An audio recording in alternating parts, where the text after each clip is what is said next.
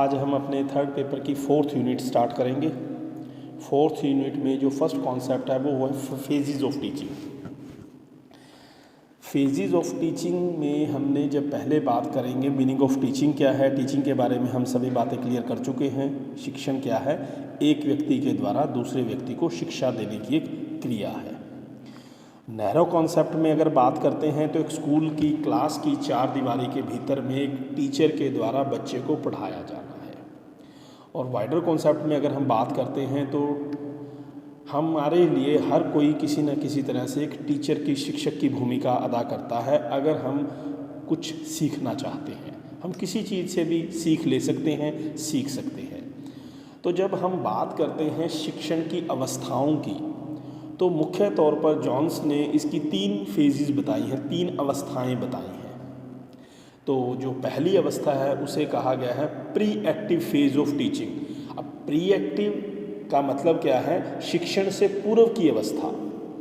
मतलब शिक्षण तो हो गया जिसमें एक टीचर बच्चों को पढ़ाता है। तो जो प्री एक्टिव फेज है वो शिक्षण से पहले की अवस्था है, मतलब जिसको तैयारी की अवस्था भी कहा गया है, जिसमें टीचर ने क्या पढ़ाना है इन सब के बारे में तैयारी करता है। दूसरी है टीचिंग फेज में इंटरएक्टिव फेज। पहली थी प्री एक्टिव फेज, दूसरी है इंटरएक्टिव फेज। इंटरएक्टिव फेज का मतलब है शिक्षण की अवस्था, जिस समय एक टीचर के द्वारा क्लास में बच्चों को पढ़ाया जाएगा। और तीसरी जो फेज है वो है पोस्ट एक्टिव फेज, शिक्षण के दौरान बाद की अवस्था। अब ये जो सेकंड और थर्ड फेज है, सेकंड फेज और थर्ड फेज क्लासरूम में टीचर पूरी करता है। जैसे ही टाइम पूरा होने वाला होता है, एक मान लीजिए 35 मिनट का लेक्चर है या 35 से 40 मिनट का एक पीरियड है, तो जो सेकंड फेज है, जैसे ही टीचर क्लास में एंट्री करता है, सेकंड फेज मतलब टीचिंग की सेकंड फेज स्टार्ट होती है। टीचिंग ख़त्म करने से मतलब वो जो 40 मिनट है, लास्ट के 10 से 12 मिनट टीचर बचा लेता है थर्ड फेज़ के लिए, जिसे इवैल्यूएशन फेज़ भी कहा गया है। उसमें टीचर क्या करता है, जो टीचर ने पढ़ाया है उसके बारे में क्वेश्चन पूछ के, बच्चों के विचार लेकर, फीडबैक लेकर इस बात को की पुष्टि करता है कि जो चीज़ पढ़ाई गई है वो कितनी सक्सेस हुई है। क्या बच्चे जवाब दे रहे हैं, क्या जो टीचर ने पढ़ाने से पहले बच्चों के लिए ऑब्जेक्टिव डिसाइड किए थे, क्या बच्चों ने उन उद्देश्यों को पूरा कर पाए। शिक्षण जिन उद्देश्यों को लेके चला था, क्या बच्चों में उस तरह का व्यवहार परिवर्तन दिख रहा है। तो जो तीसरी फेज़ है इवैल्यूएशन फेज़ जिसे कहा गया है, वो भी क्लासरूम में टीचर के द्वारा पूरी की जाती है। तो आज की इस वीडियो में हम जो पहली फेज़ है उसके बारे में पढ़ेंगे। तो फर्स्ट फेज़ को जैसे कि प्री एक्टिव फेज़ कहा गया है, प्री एक्टिव फेज़ को प्रिपरेशन फेज़ भी कहा जाता है। प्रिपरेशन क्यों कहा गया है, इसको तैयारी की अवस्था भी कहा गया है। तैयारी की अवस्था से क्या मतलब है कि जब भी हम कोई काम करते हैं, काम शुरू करने से पहले हमें उसके बारे में बहुत अच्छी तरह से सोच समझकर निर्णय लेने से संबंधित काम किए जाते हैं। एक प्लान किया जाता है कि मैं इस काम को बहुत ही इफ़ेक्टिव वे से पूरा भी कर लूँ, मेहनत भी कम लगे और मेरे उद्देश्य भी पूरे हो जाए। तो ठीक उसी तरह से जैसे शिक्षण है, शिक्षण को ये माना जाता है अपने आप में एक जटिल कॉम्प्लेक्स एक्टिविटी भी है, और शिक्षण अपने आप में बहुत सरल एक्टिविटी भी है, एक बिल्कुल सिंपल एक्टिविटी भी है। दोनों में फ़र्क कहाँ आता है? फ़र्क ये आता है कि जब आप बिना किसी प्लानिंग के, बिना किसी सोच विचार के क्लास में एंट्री करते हो और कुछ आपने सोचा हुआ नहीं है और पढ़ाने की कोशिश करते हो, तो वहाँ आपको कई तरह की समस्याओं का सामना करना पड़ता है। ऑन द स्पॉट बच्चे आपसे कुछ क्वेश्चन पूछ लेते हैं तो आप उन क्वेश्चनों का जवाब नहीं दे पाते।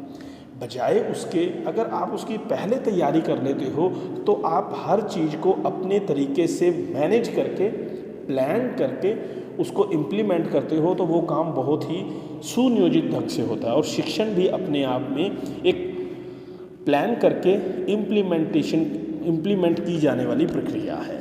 तो इसमें कौन कौन से स्टेप्स फॉलो होंगे, उन स्टेप्स के अकॉर्डिंगली मैं आपको क्लियर कर देता हूँ। सब जो प्री एक्टिव फेज़ है, सबसे पहले क्या होगा, इसमें शैक्षिक उद्देश्यों का निर्माण व निर्धारण किया जाता है। अब टीचर जब क्लास में एंट्री करता है उससे पहले जब ये चीज़ डिसाइड करता है कि मैंने क्लास में टॉपिक क्या पढ़ाना है, तो उस टॉपिक के संबंध में वो कुछ ऑब्जेक्टिव फॉर्मुलेट करता है।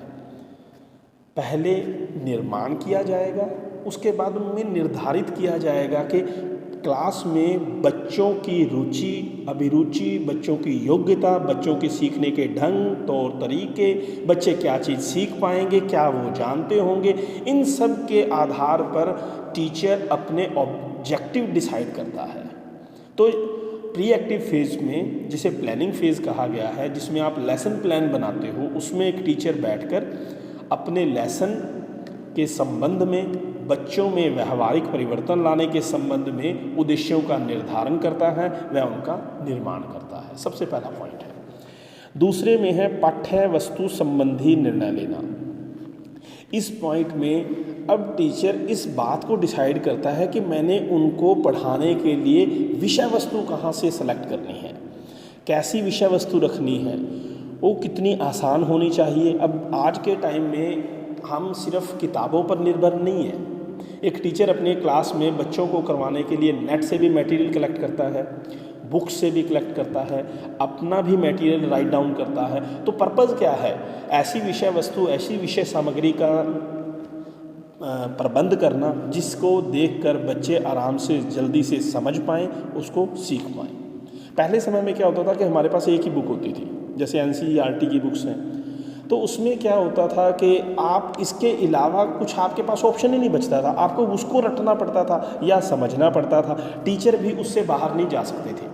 आज आपके पास एक पॉइंट को समझने के लिए कई अलग अलग सोर्सेज हैं। आप उसको YouTube से सर्च कर सकते हो, आप उसको नेट से सर्च कर सकते हो। आप जो इसकी NCERT की बुक्स हैं उनके बैक साइड में रेफरेंसेस दिए होते हैं, वहाँ पे उनके जो कंप्यूटर की जो एड्रेस दिए होते हैं कि आप इस साइट पे जाके इस तरह के मटेरियल की खोज कर सकते हो। मतलब आज आपके पास मटेरियल कलेक्ट करने के, बच्चों के सामने रखने के बहुत से ऑप्शन हैं। तो सेकंड में वो उस विषय सामग्री, पाठ्य वस्तु संबंधी निर्णय लेता है कि मैंने कौन से मटेरियल के साथ बच्चों को पढ़ाना है। थर्ड है प्रस्तुत शिक्षण सामग्री के अंशों को क्रमबद्ध करना। अब जब उसने इस बात को डिसाइड कर लिया कि मैंने ये मटेरियल लेना है, तो इसमें टीचर इस बात को सिलेक्ट करता है कि मैंने पहले क्या पढ़ाना है, उसके बाद क्या पढ़ाना है, कब क्या पूछना है। तो वो जो सब्जेक्ट मटेरियल है कलेक्ट तो कर लिया, कलेक्ट करने के बाद आप उसको सारों को सिस्टमेटिक ऑर्डर में लगाते हो और इस बात को डिसाइड करते हो कि मैंने कितनी देर में ये टॉपिक करवाना है। मान लो आपके पास 20 मिनट है, तो आप उस टॉपिक को इस वे से अरेंज करोगे कि वो 15 मिनट में कंप्लीट हो जाए। ऐसा नहीं है कि टॉपिक 2 घंटे वाला उसको आपने 15 मिनट में कर दिया, नहीं, टॉपिक 2 घंटे का ही है, पर हम उसमें से उतना ही मटेरियल उठाएं कि वो सफिशिएंट टाइम में कंप्लीट हो जाए, ताकि उसको सिस्टमेटिक वे से आगे बढ़ सकें।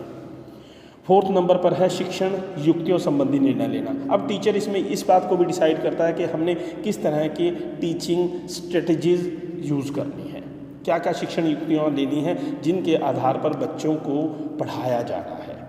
देखो, सबसे पहले उसने ऑब्जेक्टिव किए, सेकंड में उसने मटेरियल की बात की, तीसरे में उसने उनको क्रमबद्ध से लगाया, चौथे में अब यह है कि मैं उनको पढ़ाऊँगा किस मेथड से। यूज़ ऑफ बोर्ड है, चार्ट है, ग्राफिक्स है, ऑडियो विजुअल एड्स है, विजुअल एड्स यूज़ करने हैं, कौन सा मेथड, और इनके साथ साथ मेथड कौन सा अप्रोप्रिएट रहेगा। स्टोरी टेलिंग मेथड है, डिस्कशन मेथड है, वन वे मेथड है, लेक्चर मेथड है। तो that dependent on the material and the topic. At the last में शिक्षण युक्तियों का विभाजन करना कि जो सारा काम चलेगा उसमें मैंने कब कब कौन से मेथड मटेरियल को इस वे से इस्तेमाल करूं कि बच्चे अच्छे से उस बात को समझ जाएं। तो ये जो पहली फ़ेज़ हमने बात की है, ये सारी फ़ेज़ क्लासरूम से बाहर होने वाली फ़ेज़ है, प्लानिंग फ़ेज़ कहा गया है। लेसन प्लानिंग भी बोला गया है। जैसे आप लोग लेसन प्लान जनरेट करते हो क्लास में जाने से पहले, तो जो पहली टीचिंग फ़ेज़ है उसको आप प्लानिंग फ़ेज़ के साथ साथ अपने लेसन प्लान तैयार करने की भी एक प्रक्रिया मान सकते हो। तो आज के इस टॉपिक में हमने बात की है pre active phase of teaching. तो नेक्स्ट वीडियो में हम बात करेंगे इंटरएक्टिव फ़ेज़ और उसके नेक्स्ट वीडियो में बात करेंगे पोस्ट एक्टिव फ़ेज़ के बारे में। ओके।